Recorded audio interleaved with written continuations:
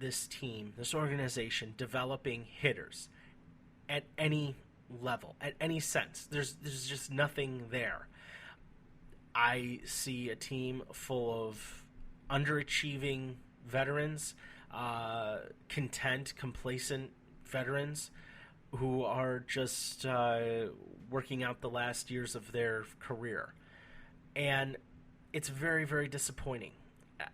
I know that a lot of folks were hyped, myself included, saying that the White Sox had a fantastic offseason. And unfortunately, the paper team is not translating onto the field. This is just a dead team. This is an incompetent team and an unprepared team. This is a team that is floundering and just drowning. And I don't know who to blame. I'm not and never have been the biggest fan of Robin Ventura. So what's his place in all this? How much blame should be assigned to him? How much blame should be assigned to the front office? I am very, very frustrated with the fact that one of my knee-jerk reactions for during the offseason was that Ken Williams, president of baseball operations for the White Sox, was being courted by the Blue Jays, and they asked permission from the White Sox to interview him for to oversee their baseball operations, and the White Sox declined. They said no. I can't help but think that his hand is behind some of these free agency moves. It's his signature to go out and sign free agents to win, to have enough to go out there and win. I don't have sources. I don't know. I just don't know.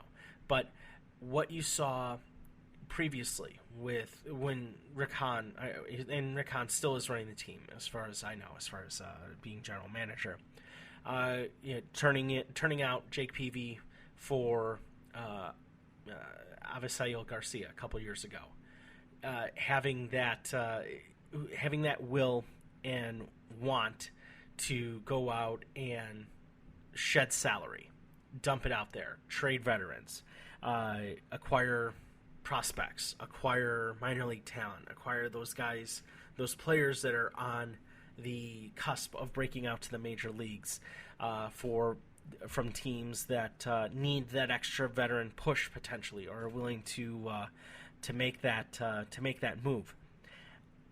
Signings like Melky Cabrera, Adam LaRoche, I don't know. It just doesn't seem like Rick Hahn. As long as Ken Williams has any sort of input on this organization, I don't know if anything is going to change. This is a team whose last developed player that was starting on opening day for their first year was Brian Anderson. And Brian Anderson was a complete and utter miserable failure in his major league career. So that was 9 years ago. This can't continue. It just can't continue, and it's disappointing that it is continuing, and it's allowing that the team is allowing it to continue.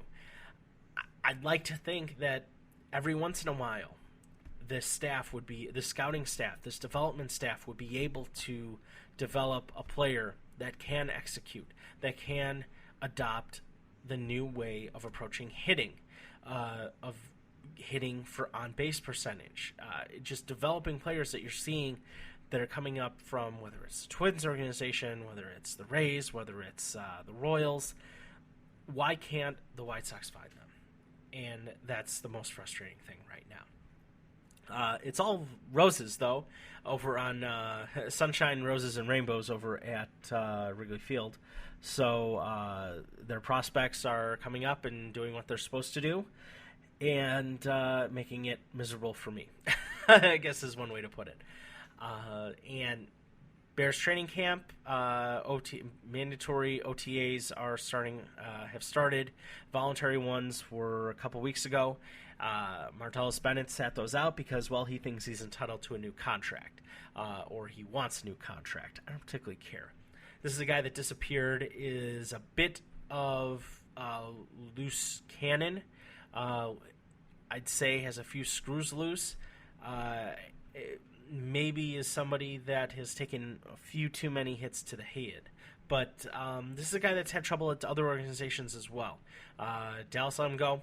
Giants let him go after being productive. And, well, I don't expect the Bears to just outright jettison him. If they trade him, that's fine, well and good for me. I don't particularly care. That's great. But problem children don't seem to last too long in the NFL.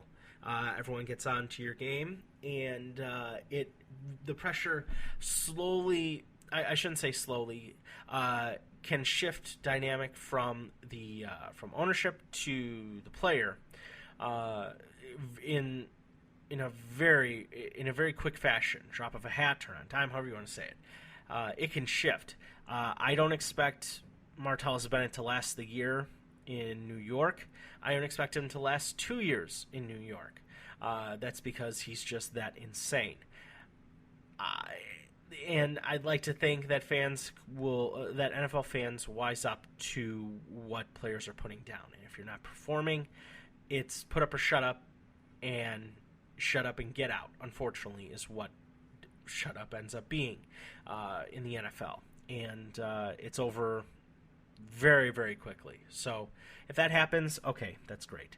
If not, well, we'll see what happens as far as Martellus Bennett is concerned. And contradict that to the other side with Matt Forte, who is the consummate professional, doing everything he possibly can to get himself ready for the upcoming season, whether it's doing speed training, whether it's doing additional training outside of the House Hall facilities, and or showing up for a camp. And he's shown up. He's done his job, and I'm very glad he's there to execute that sort of behavior and let that behavior be shown, because while it's fun for everybody else to watch, fans being that, it's a job for him, and I'm very glad to see him take it and approach it as such. It's a great work ethic and a tremendous find by previous Bears scouts. Well, that should do it for us here on Chicago Sports Update. Mike and Brandon send their hellos as well. Thank you very much for your patience in the delay. Hope you enjoy it. Hope you did or were able to enjoy both the Stanley Cup playoffs as well as the NBA playoffs. So thank you very much, everybody, and we will talk to you soon.